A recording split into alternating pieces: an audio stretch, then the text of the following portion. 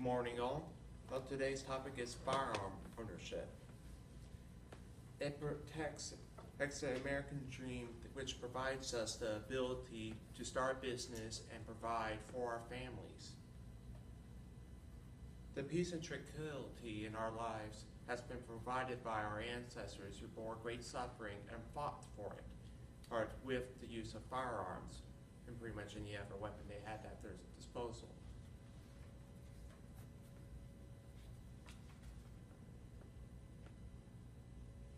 As Americans, we have the right to bear arms.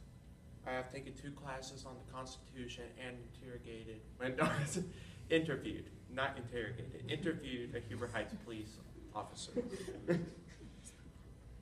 I'll present what I consider the 3 most important aspects to own a firearm. The Second Amendment seeks to keep America free through a well-armed militia.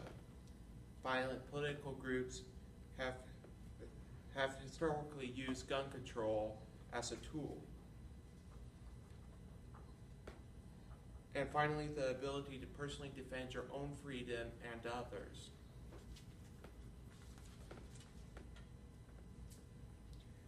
The Second Amendment was added to ensure our freedom. The Second Amendment is part of the Bill of Rights and reads, a well-regulated militia being necessary to the security of a free state, the right of the people to keep and bear arms shall not be infringed. This right was established so we could defend our freedoms that were purchased at a great cost by those who rebelled against England. We are given the task to defend our freedoms, and the Founding Fathers expected us to do this with all that we could do. George Mason defined a militia in his address to the Virginia Ratifying Convention, June 4th, 1788.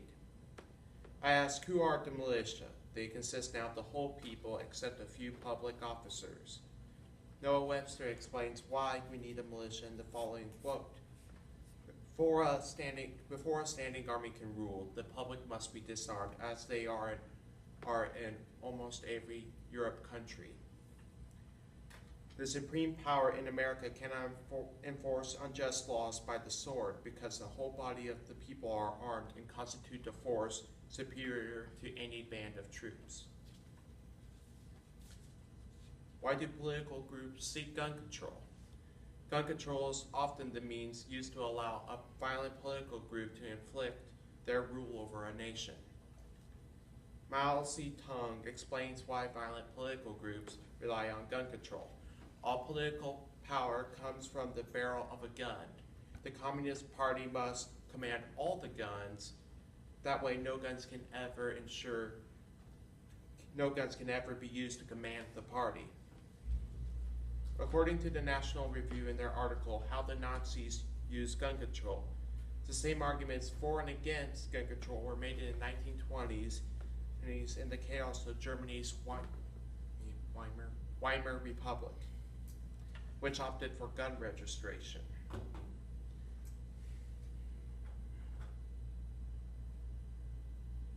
Law-abiding people complied with the law, but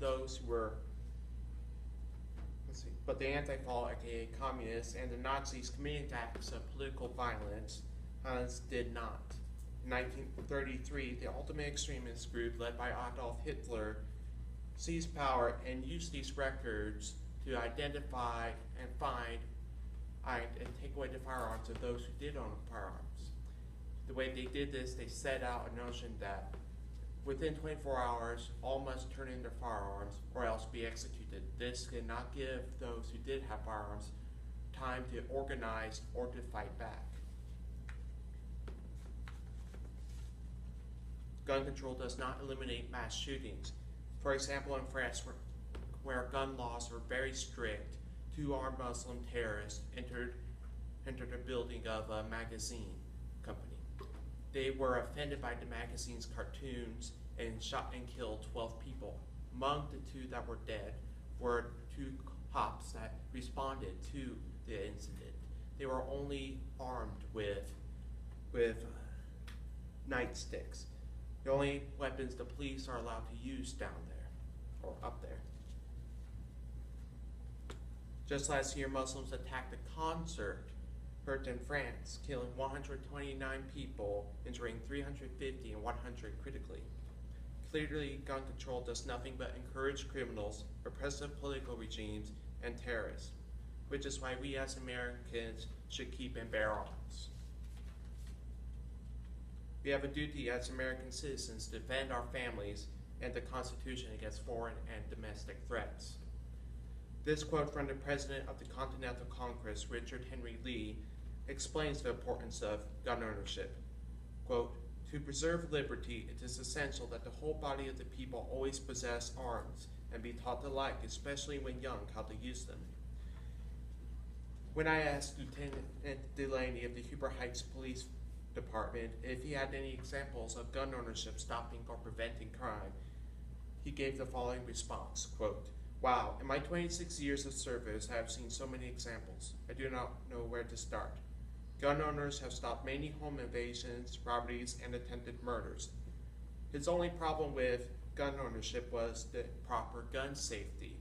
He said he has investigated too many child deaths who got hold of the family's firearm. This is why, one of the reasons why Richard Henry Lee stated that the children, when young, were to be taught of how to handle and use a firearm." So now I'd like to hear your opinions on gun ownership. First question, do you think it is important for everyone to own a firearm? I think it should be a choice. I don't think you should have to, and I don't think you should not be allowed to. Agree. I was gonna say, depends on, today you talk about people that have mental health, if they're capable of handling or owning one, just depends on that.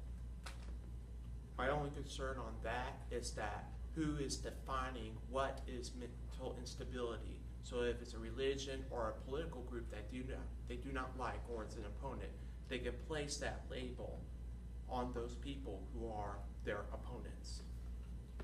But yes, overall, that is concerned. For example, one person that's psychotic, you don't really want to necessarily give them the weapons or tools to complete of what their mission is. B, why is a well-armed militia important? To protect us from the government. Exactly. Any other reasons?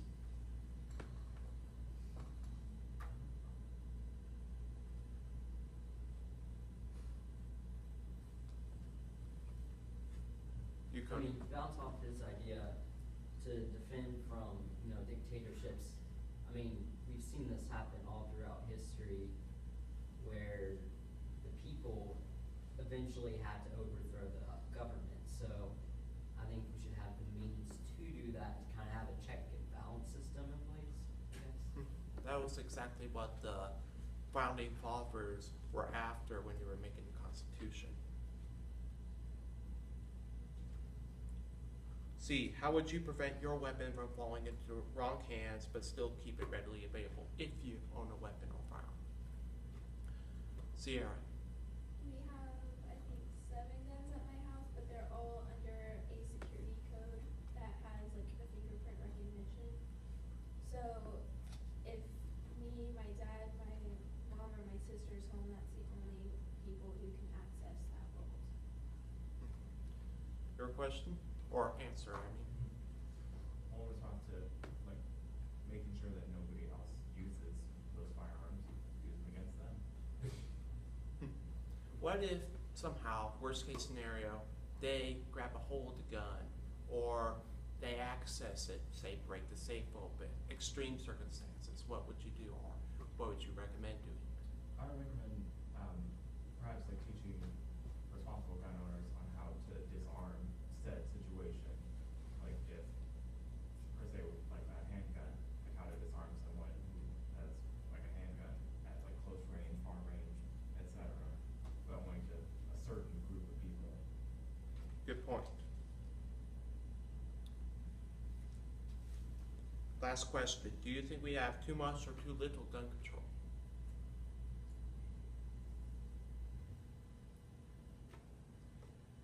On one hand, I kind of want to say too little, but at the same time, in regards to like the most recent shooting I can think of, the Vegas shooting, like they said he didn't have any signs of mental health disorder, so that sort of safety net that was put in place to deter people like with mental health issues from getting guns kind of didn't have place to activate in a sense. I think it depends more on the state, because I know there are some states where you can walk in and walk out with a gun, you know, in a jiffy, while there are other states that you have to wait months and months and months to go through all these processes. So, I mean, I think it just depends more on the Depends state. where. Yeah. All right. Thank you for your answers to the questions.